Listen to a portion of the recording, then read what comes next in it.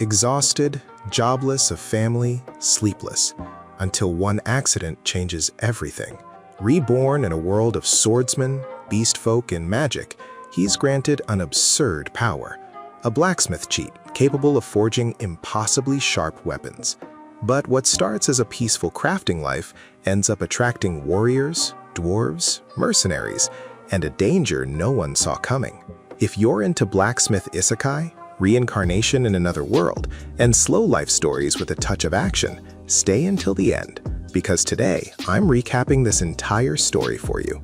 Lightning cracks over a ghostly castle as two warriors collide in a storm of clashing blades, sparks flying with every brutal swing. Confusion takes over as one fighter can't understand why the enemy's weapons simply refuses to break, no matter how hard they strike. A demon woman and a pale swordsman lock eyes mid-battle, both stunned that the other's blade matches the power of their own. Their clash intensifies, energy crackling around them as neither side manages to gain the upper hand. Face to face at last, the Demon Queen and the young knight realize they each have a question burning on their minds. The question finally comes out. Who exactly forged the weapon in the enemy's hands? A close-up on both swords reveal matching cat emblems stamped into the hilts, a shocking connection. Realization hits instantly, both recognizing the mark of the same stubborn old blacksmith they know all too well. They admit their power is basically equal, and continuing to fight with identical blades is pointless. With a tired laugh, the two decide to call a truce, at least for their generation. They part ways respectfully, suspecting the old smith somehow planned this outcome from the start. The two rivals walk off in opposite directions, the tension finally easing into calm. The Demon Queen can't stop thinking about that troublesome blacksmith as she walks away smiling. The scene shifts to reveal the blacksmith himself, wiping sweat from his brow after a long day's work. He calls out to his apprentice, announcing that the special order is finally finished. A cheerful voice calls everyone to eat, breaking the workshop's tense focus with warmth and humor. Outside, the blacksmith steps into the sunlight, watching his lively companions chat nearby. Alone with his thoughts, he reflects on how much time has passed since he arrived in this strange new world. A haunting black screen shows a sketched cat and a chilling reminder that he actually died back then. The flashback reveals his final moment in his old life, a desperate accident involving a cat that changed everything. A blunt confession reveals he only jumped because he loved cats. He wakes floating in white clouds as a cheerful voice checks if he's conscious. A cat-eared girl explains he died, and his soul remains oddly undamaged. Flashback flashes the truck crash where he shoved the stray cat to safety. He calmly admits he's dead, surprised at his own lack of panic. She reveals she watched him save that cat before he died. She casually drops that she was the cat he rescued. She introduces herself as a watchdog guarding worlds from harming each other. She admits she messed up, nearly died, and used a cat disguise to watch his world. He mocks her high rank getting wiped out by a mere truck. She explains his unplanned death left a hole in the world's design. He jokingly suggests she just erase the accident instead. She admits erasing is impossible since she personally witnessed it happen. She confirms his death is permanent and now officially recorded. Her fix is to swap his existence with someone from another world facing a similar accident. He quickly grasps he'll now live life as someone else entirely. She insists she can't leave him for dead after her own mistake caused this. He silently waits as she hints there's more behind her motives. She offers him a cheat as a gift of gratitude for his new life. He stares off, quietly repeating the strange word cheat to himself. She promises special knowledge, a helpful ability, and even a house for his new life. She asks him directly what his ideal life would actually look like. He recalls his grim old life, an exhausted programmer with no family who'd barely be missed. Floating in space, he decides this strange death might really be his second chance. He asks for a slow crafting life surrounded by cats, admitting his weird near-fatal love for them. He adds he's always wanted to try sword making, despite never getting the chance before. She grants him a blacksmith's skills, knowledge, language, combat power, and a touch of magic. Bright energy erupts around her as the transformation power surges to life. He's blasted forward through the light with a rush of speed and sound. She quietly thanks him before he's sent off into his new world. Two fingers rise up, hinting a tiny cat spirit rides along with him. He crashes through trees and bursts into a bright, unfamiliar forest. He lands hard on the grass, groaning as bugs chirp softly around him. Pain and a splitting headache hit him as he registers his surroundings. A sudden shock rattles his body as strange new energy floods through him. He realizes unfamiliar information is now loading directly into his head and hands. Catching his breath, he quietly accepts that his old life is truly over. He tests his new hand and body, sensing everything has been oddly adjusted. His body now feels rebuilt with unfamiliar skills, like some kind of installation. He finally lays eyes on a rustic cabin, the start of his new life. He steps up to the cabin door, remembering she promised him a house. Inside, he finds shelves stacked with jars, sacks, and basic supplies. He notes a kitchen and bedroom. Relieved, everything he needs seems provided. He realizes there's no electricity or water, meaning he'll need to find a source himself. He discovers his own forge, fully stocked workspace ready for blacksmithing. His eyes widen as the new knowledge suddenly clicks into place. He grins, feeling his hands instinctively know exactly how to use his tools. He reflects that this instinctive skill must be the cheat she mentioned. His stomach growls, reminding him it's noon and time to find food and water. He preps a simple meal, joking about basic single-dude cooking skills. He accidentally cast fire magic, stunned that he actually lit a flame. He learns his magic is weak, only useful for small ignition tasks. He ties back his hair and grabs tools before heading out to search for water. He steps outside, sizing up the unfamiliar cabin and surrounding wilderness. He passes a sleeping animal, reminding himself to memorize the path back. He samples a sour wild apple, wondering just how big this new world truly is. He admits he barely knows anything beyond his given blacksmithing skills. He picks unfamiliar herbs, sensing they're part of his inherited knowledge. He notices his mind and body slowly adjusting to this strange new world. He reaches a lake, amused to realize he can apparently fish too. He heads out for a quick walk, testing his stamina in this unfamiliar new body. A rustling sound from the bushes makes him pause, senses instantly on alert. Gripping his blade tightly, he braces himself in case a wild beast jumps out. Instead, he finds a wounded tiger beast woman collapsed and bleeding in the grass. Startled by the blood, he rushes to check if she's still breathing.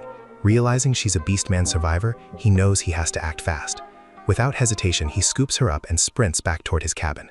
He tries to keep her calm, urging her to hold on just a little longer. Reaching the porch, he kicks the door open and rushes her inside. He tears up cloth for bandages and sterilizes a needle to stitch her wounds. Her stomach injury turns out to be the most serious of them all.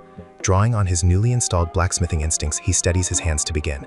Apologizing under his breath, he starts stitching her wound as carefully as he can. He grinds herbs into a paste, preparing medicine to fight off infection. Exhausted but relieved, he watches her breathing finally start to even out. He treats her fever with the herbs he'd gathered earlier that same day. Overwhelmed by everything, he finally lets himself process his strange new reality. Lying nearby, he reminds himself this new life should be slow and simple. Fighting off sleep, he decides to start his blacksmithing work the very next day. Utterly drained, he finally collapses onto the stool beside her bed to rest. Morning birds chirp softly as sunlight creeps over the quiet log cabin. Startled awake by movement, he panics until a calm greeting breaks the tension. He looks up to find the tiger beast woman standing over him, fully conscious. He realizes in that instant that this moment marks a real turning point. Noticing her grip is weak, he figures she isn't trying to attack him. He gently asks if the wound on her stomach still hurts. She pauses in confusion before he clarifies he only means for now. Relieved to hear it's healing, he lets out a breath he'd been holding. She hesitates before quietly asking if he saw anything he shouldn't have. He swears on his life that he never touched anything inappropriate. He explains he only needed to check her wounds properly to treat them. She studies him carefully, still unsure whether to believe his intentions. Deciding he doesn't smell like he's lying, she chooses to trust him for now. He thanks her quietly, relieved she isn't making the situation awkward. Confused by her strange affection. No. Instead, he questions her sudden acceptance of his intentions. He hands her a spare shirt, telling her to just put it on for now. She realizes her old outfit was cut away and asks about her missing clothes. He apologizes, saying he wasn't sure if they held any real importance to her. She shrugs it off, calling them just some old worthless rags. Curious about her new surroundings, she asks what exactly he does around here. He awkwardly claims the cabin was already here when he arrived yesterday. She insists she never noticed any house standing in this part of the forest.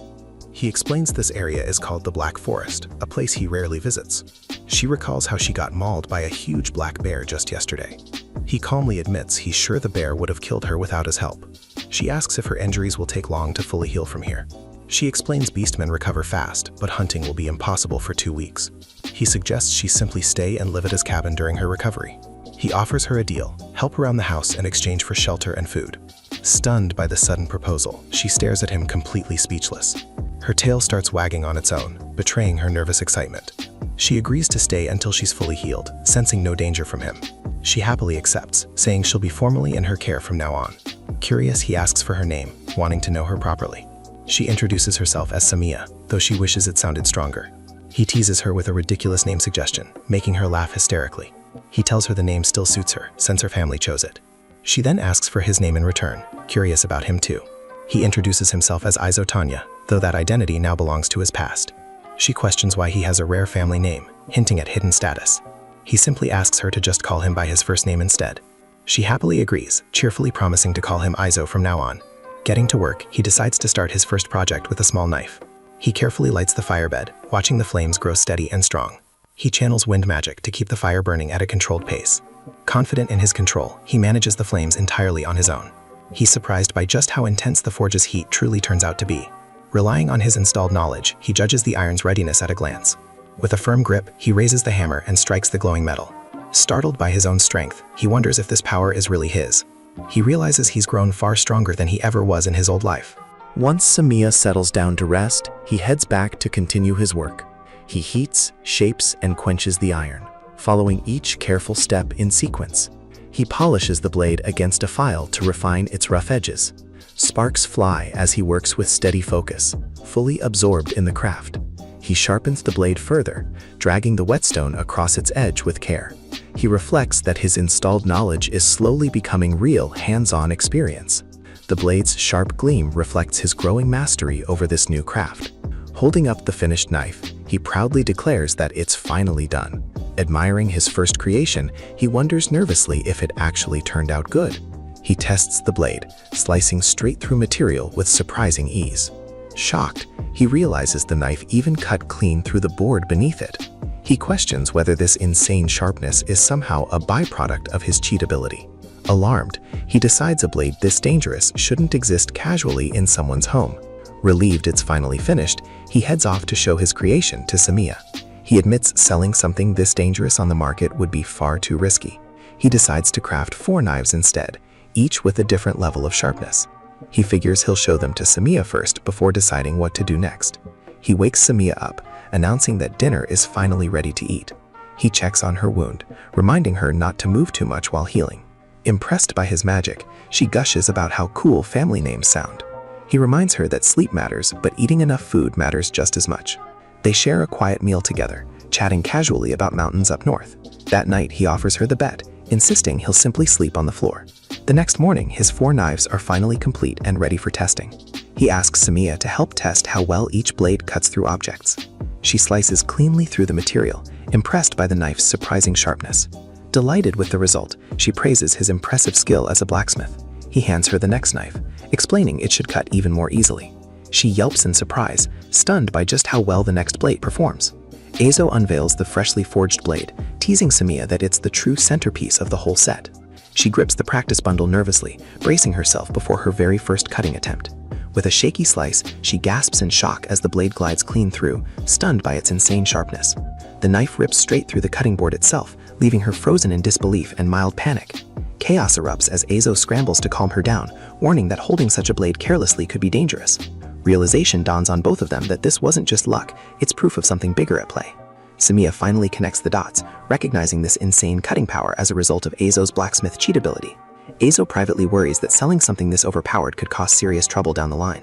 Curious and excited, Samiya asked if she could actually own one of these blades for her hunts.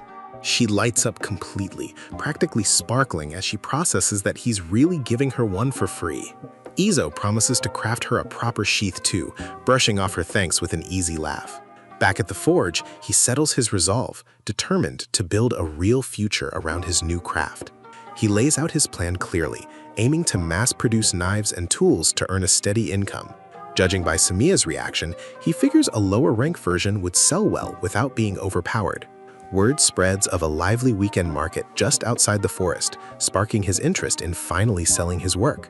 Confidence surges through him as he declares his blacksmithing business is about to officially begin.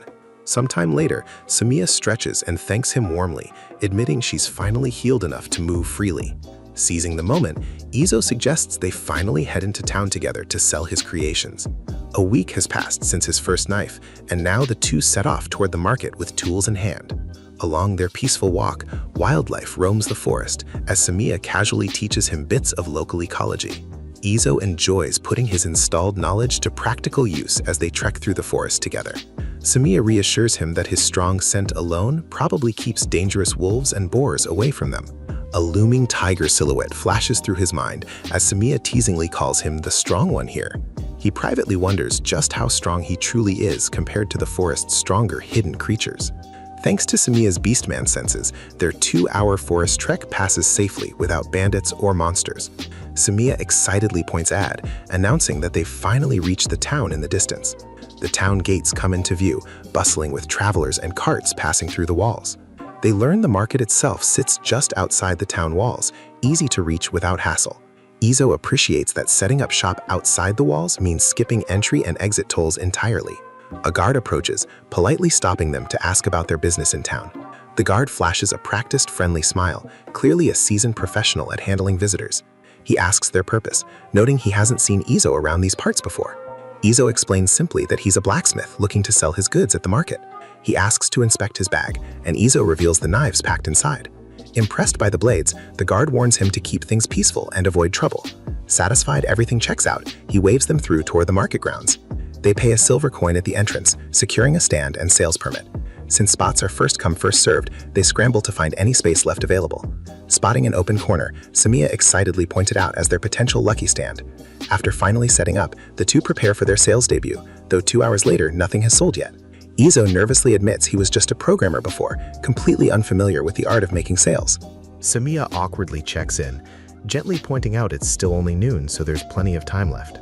The passing guard reveals he was actually laughing at how badly Izo's sales were doing so far. That same guard suddenly offers to buy a knife, since his own blade had gotten ruined recently. Izo hands over the blade, relieved someone finally trusts his work enough to make a purchase. Stunned at the price, the guard questions how it can possibly be so cheap for such quality.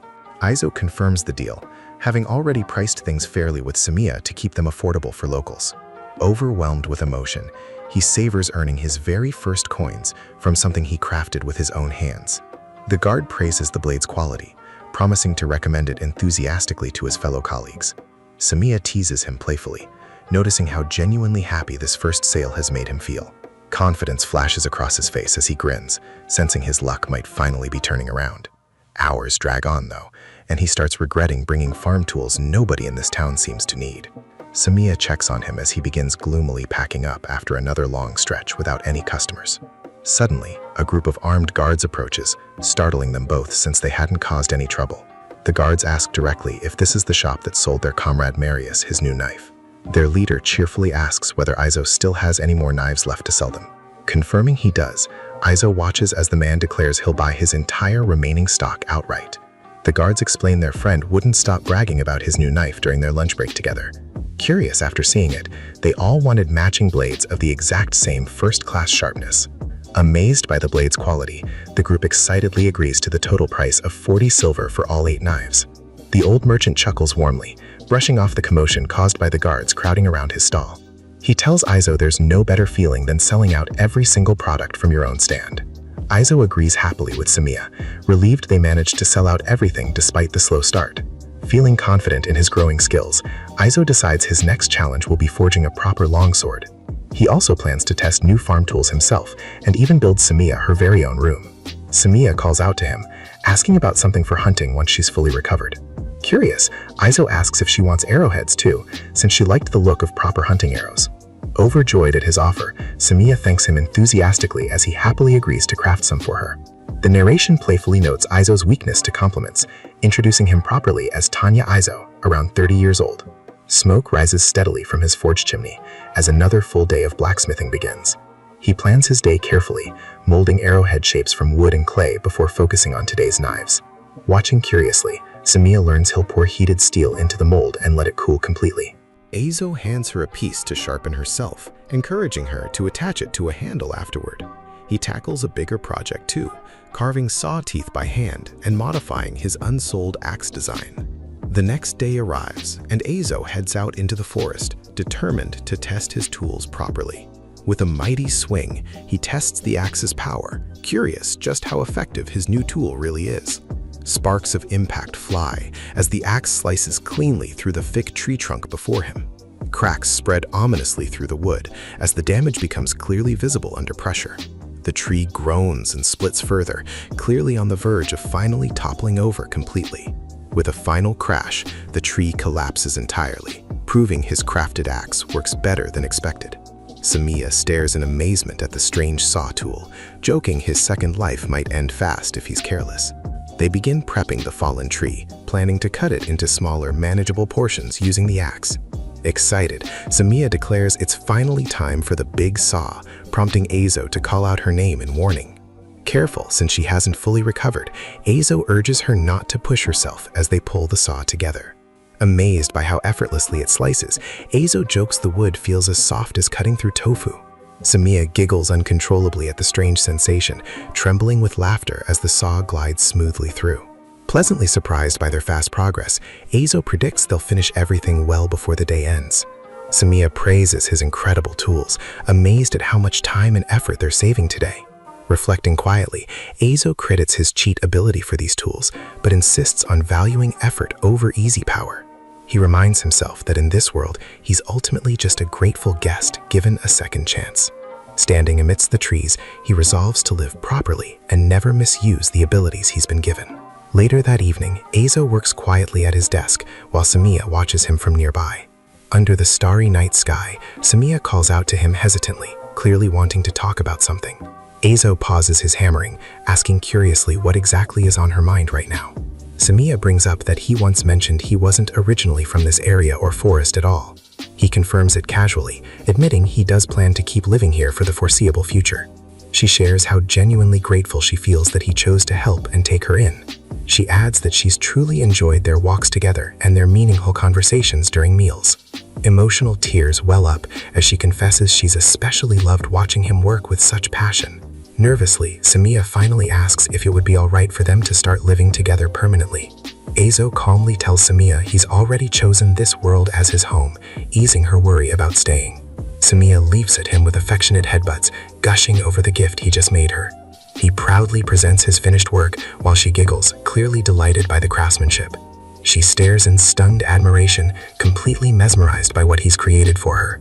His confidence grows as she praises the piece, genuinely impressed by his skill. Watching them together, it's clear his place in this world is being built one choice at a time. Samiya excitedly imagines using her new gear on her next hunt, buzzing with anticipation. Eizo reflects warmly, hoping this happy moment is just the start of many more to come.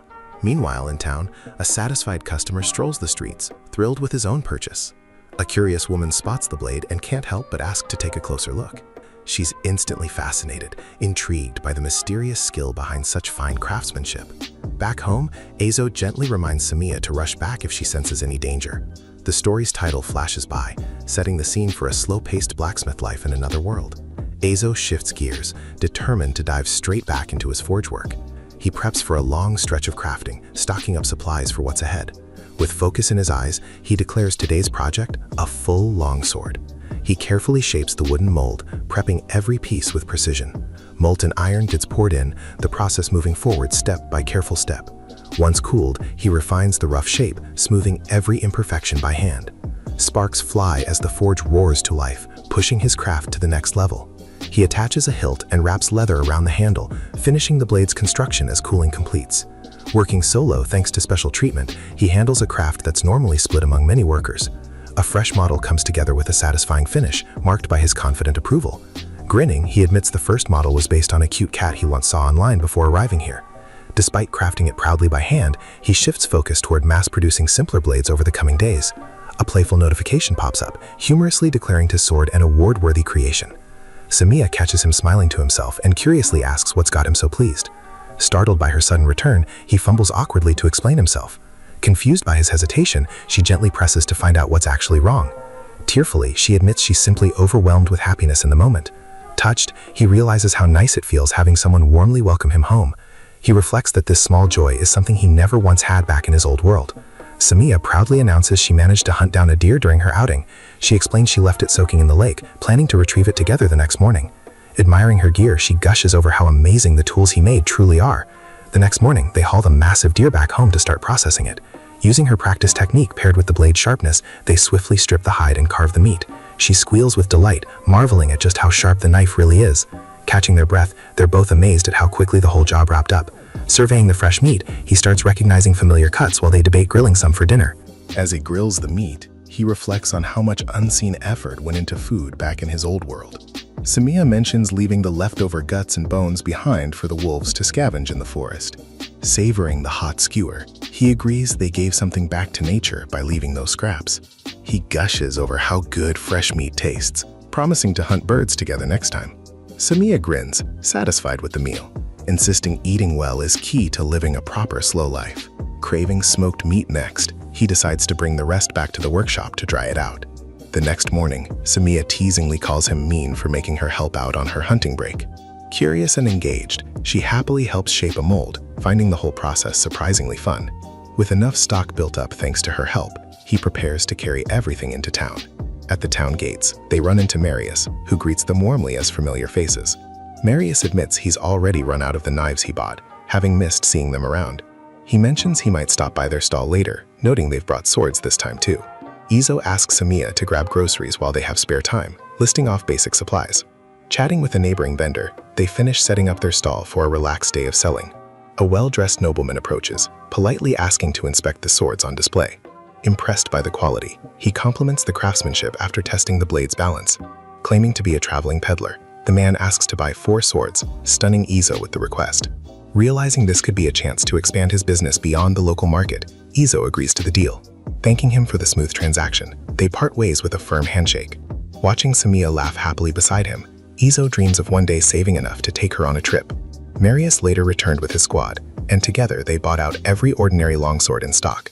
All that remained was the untouched high-class model he'd been saving for someone special. With the knives gone too, Izo and Samiya realize their stock is thinning out fast. Samiya spots someone unusual nearby and points out that it's a rare sight, a dwarf. She explains dwarfs are seldom seen around here, usually only spotted deep in the forest. The dwarf strides over energetically, catching their attention with a curious, "Oh?" Approaching directly, she asks if Izo is the one who forged the guard's knives. Confirming it's true, she immediately asks to see one of his blades for herself. She then requests to see the very best piece he currently has in stock. Confident there's something greater hidden away, she senses he's holding back his true masterpiece. Bowing respectfully, she asks once more, prompting him to finally offer her something special. Sliding the high-class blade free, she stares in awe, screaming craftsmanship. Despite her small stature, her handling proves surprisingly skilled and precise. Samiya watches curiously, as the dwarf remains completely absorbed, studying the sword intently. Izo welcomes her warmly, noting she's been examining the blade for quite a while now. Overwhelmed with gratitude, she thanks him repeatedly, clearly moved by the sword's quality. Reluctantly, she hands the sword back, expressing heartfelt thanks for letting her try it. Suddenly serious, she declares she has an important request to make of him. Startled by her tone, Izo reacts with surprise, unsure what she's about to ask. Nearby, an old bearded man watches the exchange with quiet interest and curiosity. Dropping to her knees, the dwarf shocks everyone by begging Izo to make her his disciple. Stunned and flustered, Izo can't quite process her sudden dramatic kneeling request. They relocate to a quieter, more crowded part of town to properly discuss things. Introducing herself cheerfully, she reveals her name as Riku Moritz, eager to make a good impression. She admits part of her urgency was wanting to avoid drawing public attention towards Samiya. She explains her people, the dwarfs, traditionally band together under a shared smithy name. Clarifying further, she reveals Moritz isn't a family name, but the name of her actual workshop. Introductions continue casually as Izo and Samiya share their own names over drinks. She curiously asks if he hails from the north, sensing unfamiliar skill in his craft. Riku explains she assumed his impressive proficiency meant he must be from a place unknown to her. She elaborates that dwarfs customarily leave their home smithy to train under other craftsmen for years. She recounts how she and her younger brothers travel together, visiting smithies to complete this tradition. She explains they eventually return to their original workshop, bringing back new skills to innovate with. She adds that a dwarf's growth benefits their home smithy, making apprenticeship a matter of honor. She reveals it was Izo's very knife, used by the guards, that first caught her attention. She explained she told her brothers to go ahead while she waited around to find him again. Curious, Izo asks about her brother's current whereabouts during her explanation. Determined, she declares she'll simply search for another smithy herself if he turns her down. Worried for her safety, Izo questions how dangerous it truly is for a young girl to travel alone. Ultimately, he decides to accept her as his apprentice, admitting it's a fairly naive decision on his part. Izo kicks things off with a firm house rule, refusing to work while anyone risks their own safety around him. He then drops rule number 2, warning they'll need to renovate since their tiny home just doesn't have enough rooms. Rule 3 lands next, tasking Samiya with extra chores beyond blacksmithing, and she practically salutes in excitement. The mood lightens as they ditch formalities, agreeing to just go by Izo and Riku from here on out. Poor Riku short-circuits the second master slips out, panicking that she absolutely cannot accept that title. Samiya cracks up laughing while Riku stubbornly insists respecting her new master is just apprentice code. Chaos ripples through the group as shock, sparkle-eyed excitement, and pure secondhand embarrassment collide all at once. They finally reach their destination, Aizo proudly announcing that this humble spot is both home and workshop. Riku's jaw practically hits the floor as she gapes at the surprisingly cozy little house. Samiya brushes off the rough trek like it's nothing, flexing her tough beastwoman stamina for everyone to see. Cue instant meltdown mode as Samiya flusters hard after Aizo casually praises her for looking out for Riku. Meanwhile, Aizo silently melts internally, low-key obsessed with how adorable the whole scene in front of him is. Reality hits fast as Aizo announces the room shortage means Samiya and Riku are bunking together tonight. Ever the polite guest, Riku insists on camping outside instead, not wanting to crash the married couple space. Izo nearly chokes on his food, completely blindsided by suddenly being called someone's husband. Riku doubles down, genuinely confused and asking if interracial marriage is even a thing, sending Samiya into full panic mode. Samiya slams the brakes hard, screaming that there's absolutely nothing romantic going on between them, at least not yet. Riku pieces it together on her own, landing on the much safer conclusion that they're simply one big found family. The scene freezes dramatically on Izo's determined face as the word family flashes across the screen. Warmth wins out in the end as Aizo confirms they really are family, gently patting a blushing, hiding Samiya on the head. Izo's gentle touch lingers near Riku's face as quiet marks glow faintly across her skin. Playing landlord card hard, Izo lays down the rule that room sharing stays split until renovations wrap up. The rooftop stands mid-repair, framed against a peaceful sky as work quietly presses forward. Narration kicks in as Aizo recalls polishing pre-dried wood while digging the pillar holes for the base. With Samiya off hunting, it's just Izo and Riku renovating, his strength cheat powering their progress fast. Samiya bursts back in high spirits, announcing loudly that she's finally returned from her hunt. Everyone jumps as Riku trembles dramatically, stunned speechless by news of Samiya's giant deer tree kill. Riku freaks out over her own axe, shocked it sliced through the wood like it was cake. Samiya casually confirms the sharpness shock is totally normal, admitting she reacted the exact same way at first. Izo announces blacksmithing starts tomorrow alongside renovations, leaving Riku internally spiraling over calling the sharpness weird. Under a clear sunset sky, the trio agrees to prep a weaker blade mold before nightfall. Narration kicks in as the next morning the three haul and butcher Samiya's game before starting actual smithing work. A quiet transition shows tools resting as nighttime rolls in after a long day's labor. Focused and locked in, Izo and Riku pour the smelted metal into yesterday's prepared mold. Riku's hands move fast and sure, clearly already gaining real hands-on smithing experience. A sharp, confident close-up on Izo hints something important is about to shift between them. After a light lunch break, the pair moves on to knife-making through the afternoon. Riku curiously questions how Izo's cheat-based technique could even be taught to someone else. Awkwardly, Izo admits he genuinely has no idea how to properly teach since she's his first apprentice. Fully hyped, Riku declares she'll simply watch and learn, vowing not to miss a single movement. Aizo dives straight into forging a mass-production knife model meant for everyday, ordinary folks to use. His hammer strikes ring out sharp and precise, while Riku watches on with intense, focused eyes. Wrapping up the shaping, Izo mentions only sharpening remains before quenching the blade in cooling water. Riku gushes internally, amazed that Master seemingly hears the iron itself while working so effortlessly. She quietly notes Izo wasn't even using full power, and that this longsword looked different from before. Caught off guard that she noticed, Izo admits she's right about him holding back on purpose. Handing her a finished blade, Izo tells Riku to study it closely before attempting her own. Determined, chaos erupts as Riku hammers away, sparks flying while she throws herself fully into practice. Reflecting quietly, Izo notes she's only watched him work once, yet still questions how much she absorbed. Riku's blade suddenly screeches under pressure, catching Izo's sharp attention mid-thought. Holding up her result, Izo asks how it turned out compared to expectations. Impressed, Izo admits her work is solid, nowhere near inferior to his own basic model. He adds it still can't match the longsword she saw, sensing sparks that hint at room to grow. Fired up, Riku vows to fully devote herself to practicing and mastering the craft properly. Izo decides to demonstrate again, promising to complete an entire piece today for her to observe. He reflects inwardly on the moment he first witnessed another blacksmith properly tempering iron himself. Internally, Izo credits his cheat for instinctively understanding temperature, timing, and technique without needing hard-earned experience.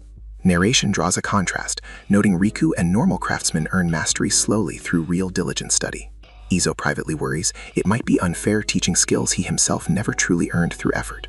Focused work continues late into the evening as Riku keeps sharpening blades back at the workshop. Riku freezes speechless, letting out only a soft "ah" as Izo hands her the finished blade. Absolutely stunned, she gushes over how amazing and magnificent it is that a human made this. Overjoyed by her reaction, Izo simply decides to gift her the very knife she's admiring. Riku insists no dwarf smithy could ever replicate this technique, calling it a true masterpiece. Izo casually adds that becoming his apprentice basically makes her family now too. Touched, Riku vows to train hard and someday reach the same level of quality herself. Samiya bursts in cheerfully, announcing that the meat processing and tanning prep is finally complete. Warned about its insane sharpness, Riku happily learns she's getting her own special knife too. Skewered meat sizzles over the fire as the group settles in for a cozy meal together. Samiya teasingly notes Izo's smug pride over doing both blacksmithing and magic, calling him amazing regardless.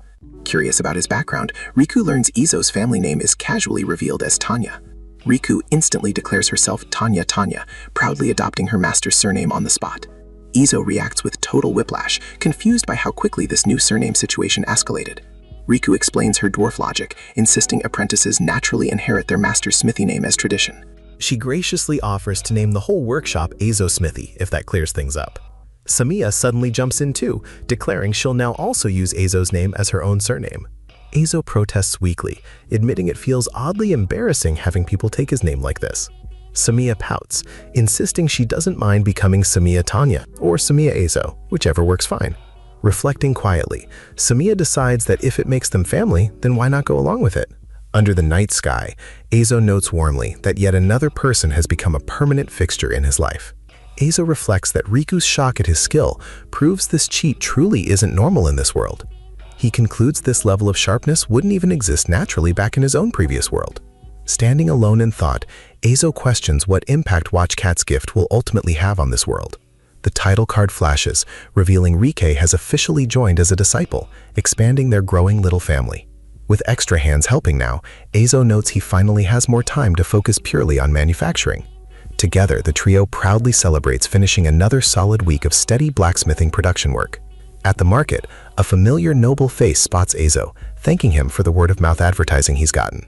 Eizo explains their lineup now spans knives, long swords, and spears, each split into different quality ranks. A cheerful housewife thanks Eizo warmly, having waited specifically to grab his popular general-purpose tool. The noble muses that partnering with a proper wholesaler might boost sales even further for Eizo. Narration reveals a rare, ultra-premium superlative class model exists, though it's never sold at the storefront.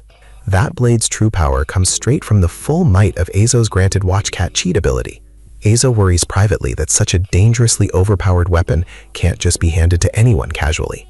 The old merchant proudly reports another totally sold-out day at Eizo's regular market stall. Riku raises a fair point, asking if it's time to restock their dwindling iron, charcoal, and clay supplies. Eizo admits their original supply, set up by Watchcat, has clearly been running lower than expected. Samiya asks plainly whether they even have a proper supplier lined up for more materials. The old merchant comes rushing over, worried he'd missed catching Eizo before he left town for the day. Relieved he arrived just in time, the merchant thanks Eizo for once again selling out his entire stock. Delighted by demand, the merchant reveals he's eager to buy even more pieces Eizo crafted overnight. Eizo jokes about balancing hard work with smart money moves, impressing the old blacksmith with his sharp wit. Samiya and Riku devour their meal happily, while Eizo casually drops the bombshell that he wants a real shop this time. Camilo listens as Eizo explains his wide connections and his dream of running a proper store in the new town. Camilo offers to handle sales of Eizo's blades and tools, sparking Eizo's curiosity about the idea. Eizo pauses, wondering aloud if trusting someone else with his craft is really the right move. Word spreads fast about his longswords, and Camilo admits he already knows their quality firsthand.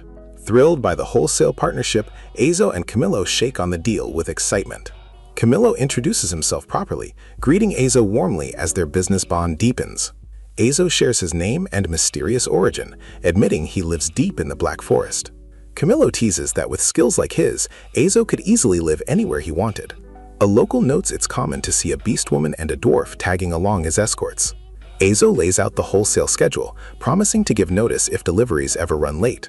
Before sealing the deal, Eizo brings up one more important request to Camilo. Camilo reveals he's low on supplies and asks if Eizo knows a reliable source. Excited by Camilo's offer to help restock materials, Eizo happily accepts the arrangement. Fired up, Eizo declares he's finally secured a way to keep his workshop supplies flowing. The new shop's grand opening is set for next week, ready to welcome customers. The trio arrives amazed at the size and charm of their brand new storefront. Everyone stares in awe at the impressive building that will soon be their shop. Inside, shelves overflow with goods and tools as the group takes in their new space. Something about Azo's scent catches everyone's attention, while a rare spice gets admired nearby.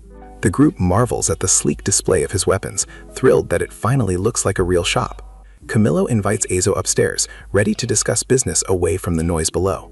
Curious about the day's haul, Camillo asks how many pieces Azo brought to sell this time.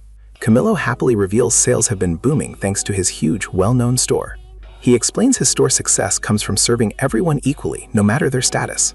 Camillo mentions someone specifically requested a custom sword crafted only by Azo himself. Azo hesitates, unsure how to handle custom orders without knowing who's really asking. Determined to be selective, Azo insists on choosing exactly who deserves his blades. Camillo offers to personally screen buyers' skill and character before recommending them to Azo. Azo proposes a test instead, agreeing only if candidates can reach his workshop unaided. He explains the trial path cuts straight through the dangerous wolf-filled Black Forest. Azo promises to share his location only with those judged truly worthy of the journey. Riku steps in eagerly, asking to personally handle this important task herself. Grateful for her offer, Azo thanks Riku, while Samya voices her full support too. Camillo's expression lingers thoughtfully as the deal quietly settles into place.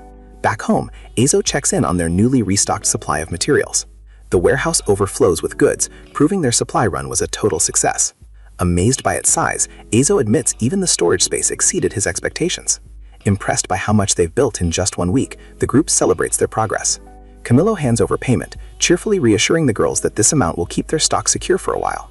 Azo questions if such a generous profit margin is really fair for him to keep.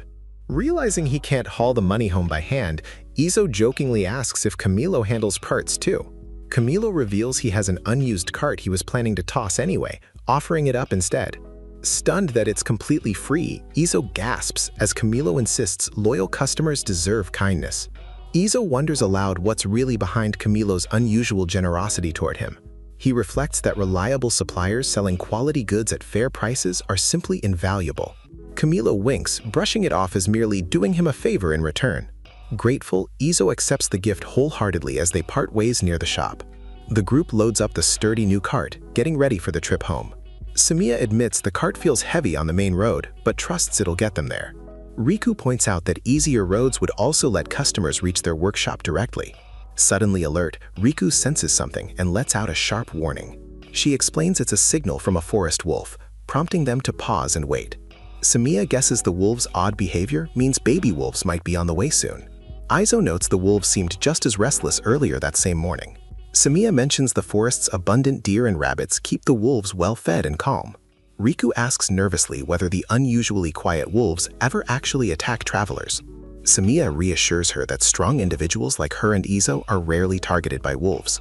She adds that unlike ground wolves, these forest wolves are surprisingly smart and social. Azo warns that bandits can be just as dangerous as wolves, urging everyone to stay alert. He firmly agrees, keeping his guard up as they continue deeper into the forest. Azo silently worries that the black bear which once mauled Samia might still be lurking nearby. Tensing suddenly, he grips his weapon tight, sensing something stirring in the bushes. A massive black bear crashes through the trees, closing in with terrifying force. The bear roars menacingly as an unavoidable, dangerous threat looms right in front of him. Back at the forge, Azo channels restock materials into crafting brand new products. Satisfied with his work, he inspects the freshly hammered piece taking shape. Riku excitedly praises the quality, crediting their newly acquired materials for the improvement. Using magic-powered furnace tech from Camilo's shop, they smelt ore into steel efficiently.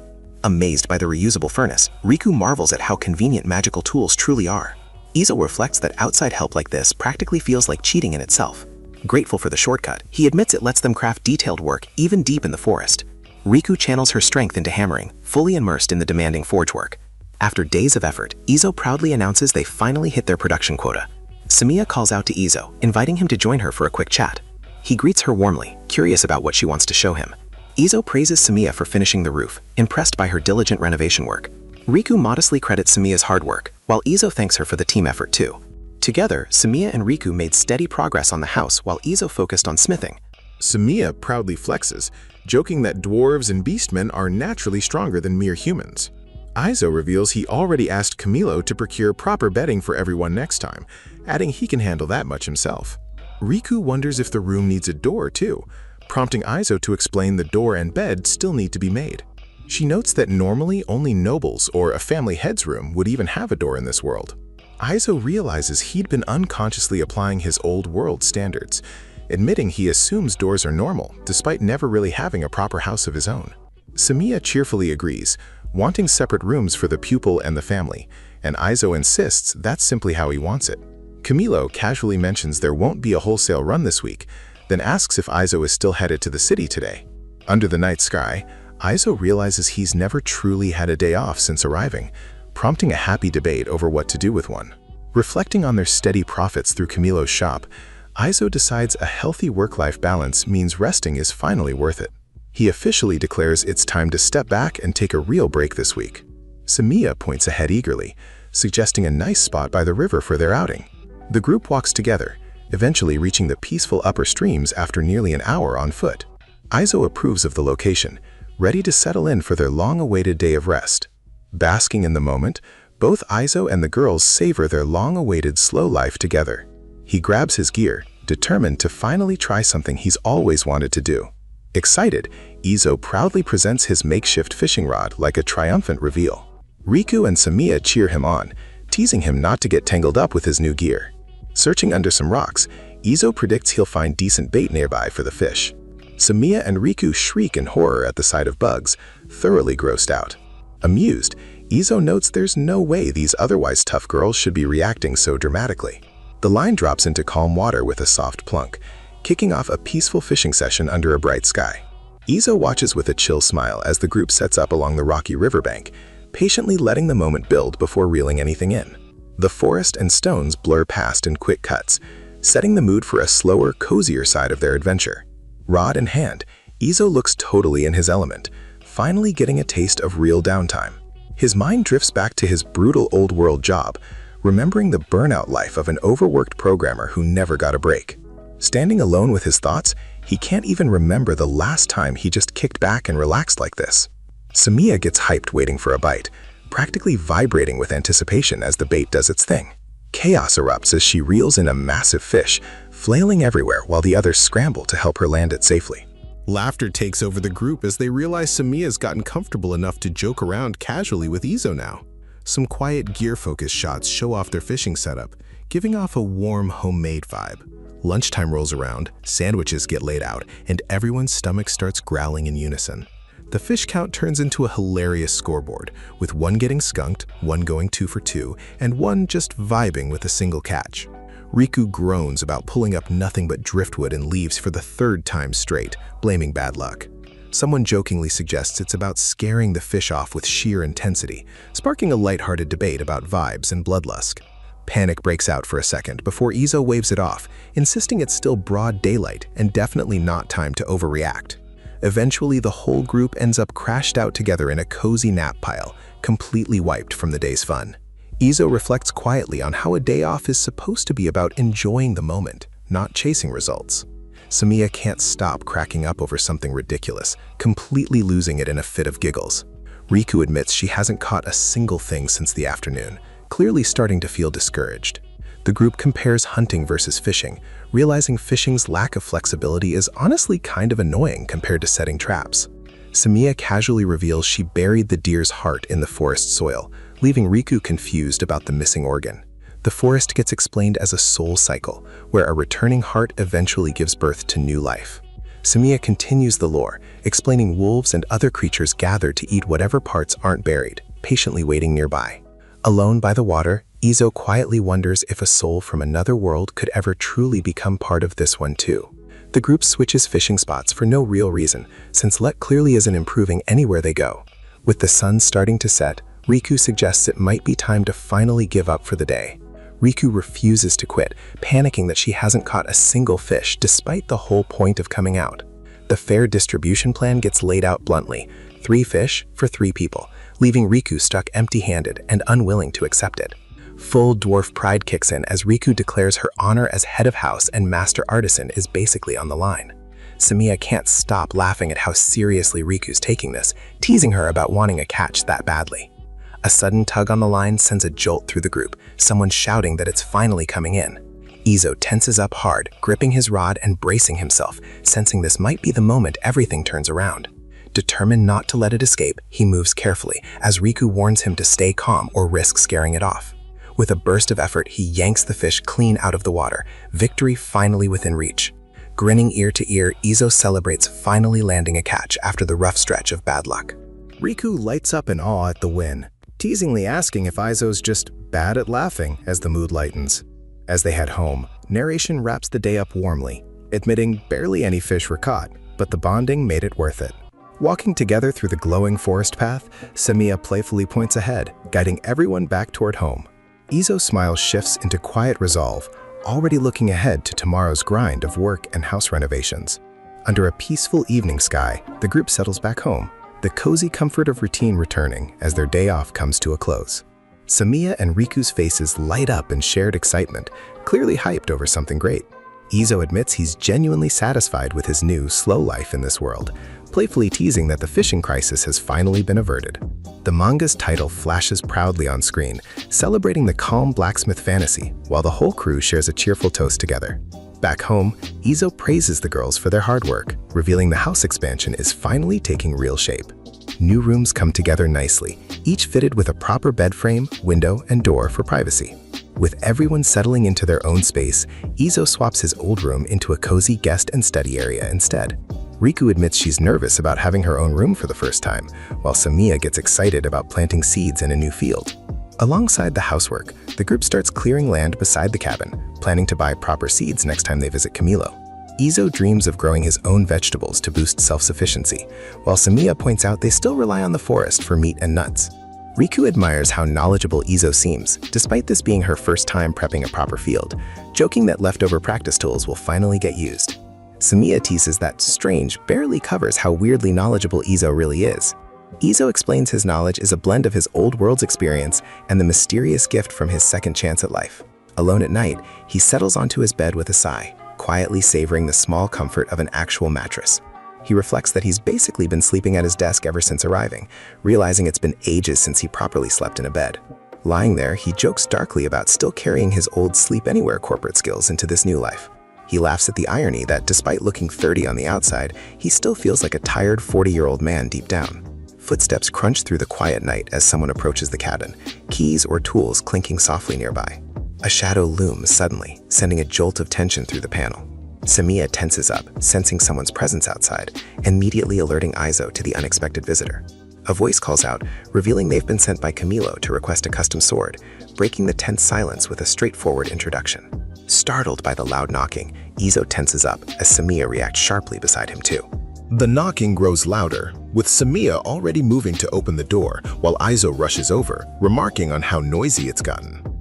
A cloaked traveler stands at the entrance, directly asking if this is the blacksmith supplying weapons to Camilo's store. She introduces herself simply as Helen, her cheerful expression breaking the tension of the sudden visit. Realizing she's their very first real customer, Izo welcomes her in and introduces himself properly. Inside, the group settles down for a proper conversation, sizing up their unexpected guest. Izo asks if she ran into any wolves on her way, and Helen casually mentions she came completely alone, only spotting a cute rabbit along the path. She admits the forest was tough to navigate, but tracking the rising smoke eventually led her straight to the workshop.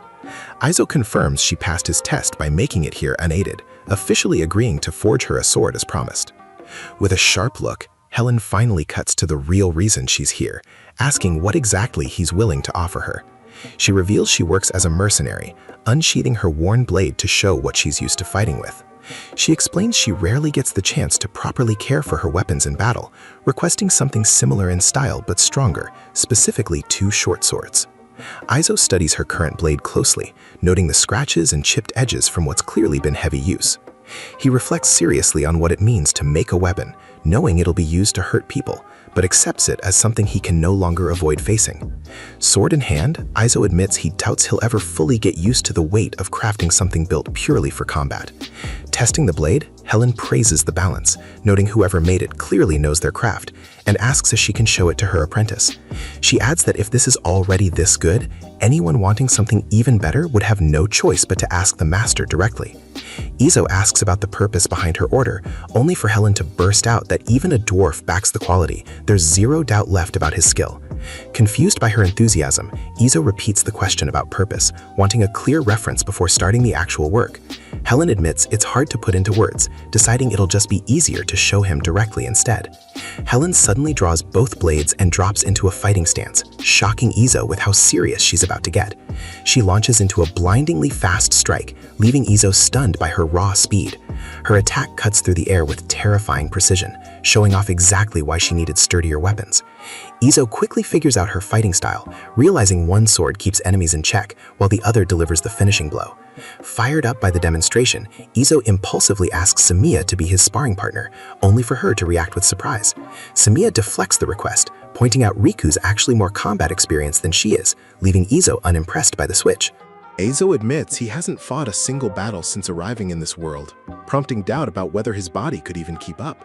Staring at his own hand, he realizes his body somehow already knows how to fight, as if it was built for combat from the start. Samiya grins, telling him it's simply because he's strong, easing his nerves about the upcoming spar. Stepping into the clearing, Eizo assumes Helen's just going to show him the basics, not actually attack for real. Both sides ready their blades, with Helen teasing him lightly and Eizo asking her to go easy on him. The fight kicks off in an instant, blades clashing hard as Eizo scrambles to keep pace with her aggressive charge. Sparks fly as their swords lock again and again, Eizo struggling to keep up with her relentless barrage of strikes. Helen's speed ramps up even further, leaving Eizo visibly stunned by just how fast she's really moving.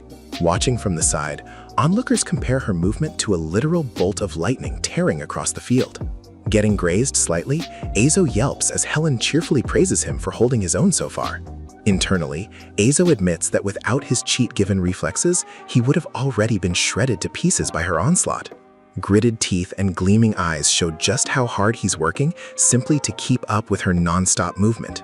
A near miss grazes dangerously close to his hair, sending him into a brief panic before scrambling back to safety. Fully overwhelmed, Eizo realizes in horror that Helen isn't holding back at all. She's genuinely trying to take him down. Helen's blade grazes past as leaves and gasps scatter through the tense air of their duel. Panting hard, Eizo can't believe he's still standing after that brutal exchange with the mercenary. Helen laughs it off, admitting she was actually holding back and only meant to end it fast. Flexing her thunder sword pride, Helen brags that few could ever withstand her lightning strikes. She agrees to return in 3 days for her finished blade, leaving Eizo quietly reflecting on the fight.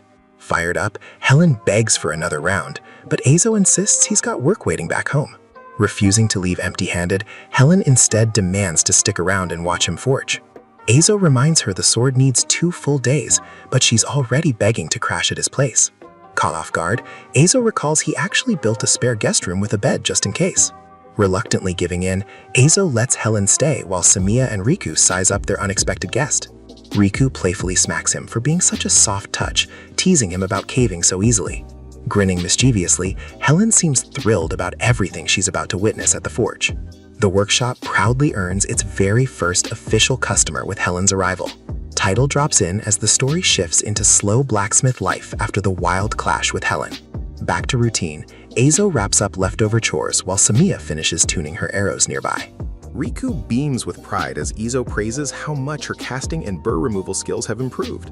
Quietly observing, Eizo notes Samiya enjoys pitching in around the workshop whenever she's not off hunting. He considers handing Riku a hammer next, sensing she genuinely loves getting hands-on with the craft. A cozy little feast comes together as the whole group excitedly gathers for dinner. Chatting over food, the girls mention spotting a massive tree deer, warning it gets aggressive when provoked.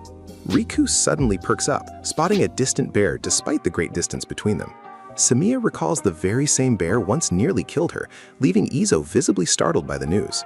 Eizo warns her sternly not to take any reckless risks, while Riku wishes her gear were sharper for the fight. Softly worried, Riku admits she'd never forgive herself if something happened to him out there. Overwhelmed with emotion, Eizo playfully slaps his own cheeks to snap himself back into focus. Fired up, Eizo declares this custom sword their workshop's very first order worth pouring everything into. While Helen roams the forest gathering materials with Samiya, Eizo settles in to begin her blade. Picturing her fighting style from their duel, Eizo starts hammering the iron thin and even. Thanks to his cheat vision, he studies the metal's particle structure to maximize every material's potential. Carefully refining each strike, he shapes and strengthens the blade's quality with practiced precision. Izo has Riku fetch an ordinary short sword so he can properly test his new creation's strength. He drives the finished blade straight into a training stump to check its durability. Metal groans under repeated clashing strikes as the sword holds firm without a single crack. Riku gushes in amazement. Thrilled, the blade shows 0 chips despite the brutal testing. Izo hesitates about selling this one, since it's just a prototype he used for comparison testing. Riku suggests reworking it for personal use instead, teasing her master's stubborn craftsman pride. Even stubborn as he is, Riku reflects warmly that Izo's still a genuinely good person at heart. Focused and sharp, Izo feels himself finally closing in on the craftsmanship he once dreamed of achieving. Moved to tears, Riku watches his dedication and admits it makes her deeply happy inside. A knock echoes at the door, just as Izo proudly finishes forging the very first sword. Riku eagerly asks to see the finished blade, sparkling with anticipation over Izo's latest creation. Studying it closely, she stares intently, testing the weapon's craftsmanship with sharp focus. Impressed by its flawless build, Izo notes it looks precise enough to block out even a single particle. Riku marvels that this level of skill goes far beyond anything a normal talent could achieve. Izo reflects on how his old world once viewed him, calling losing him a genuine loss with the North. Riku apologizes for prying, sensing she's touched on something deeply personal about his past.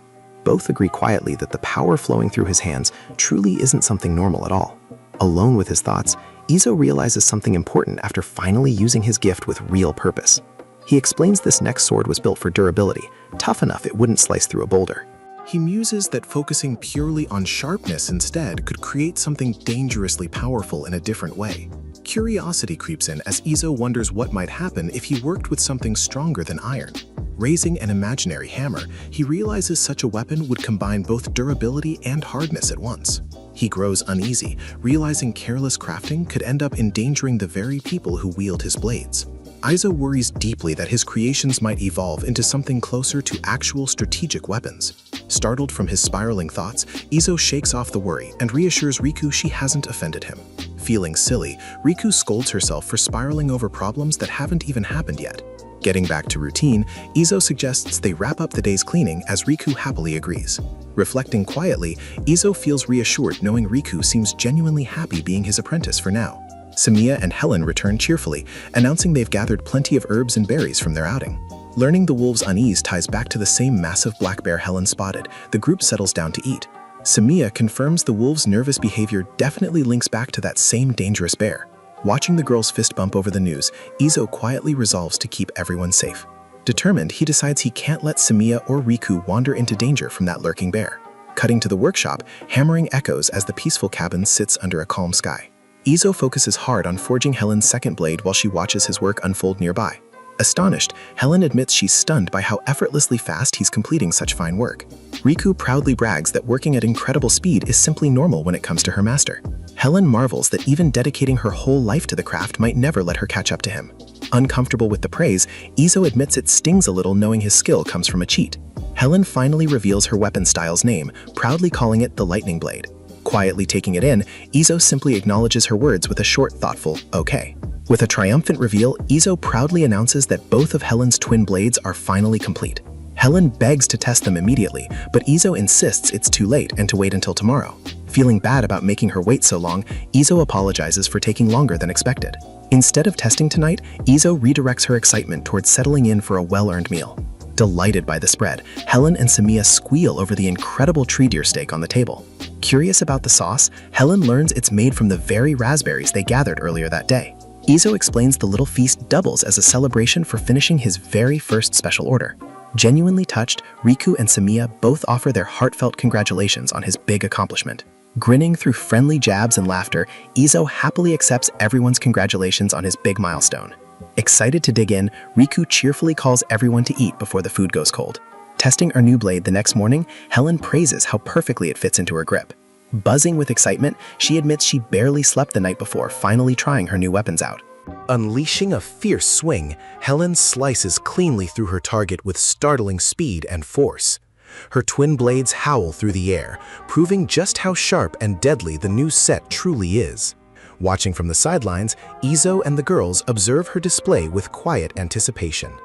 Overwhelmed with joy, Helen declares the swords are simply the best weapons she's ever used.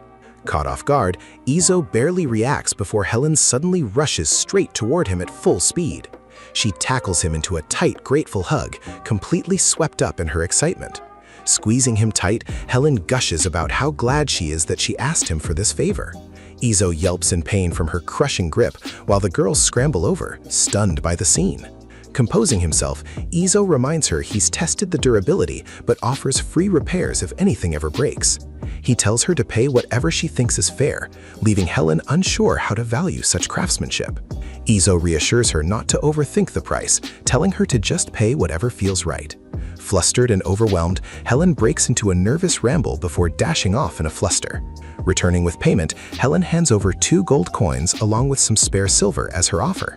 Izo notes it's actually more than he usually charges, but Helen insists she's genuinely happy to pay it.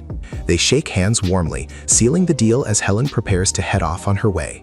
Waving her goodbye, the group reflects on just how incredibly strong and lively their new client turned out to be. Laughing it off, they joke about how loud and clingy she got, needing both of them to peel her away. Back to their usual routine, Izo and the girls decide it's time to tally up all their finished swords and knives, with Riku eagerly jumping in to help out. But just 2 days later, disaster strikes without warning, as ominous rain and shadows hint that their peaceful days are about to take a dark turn.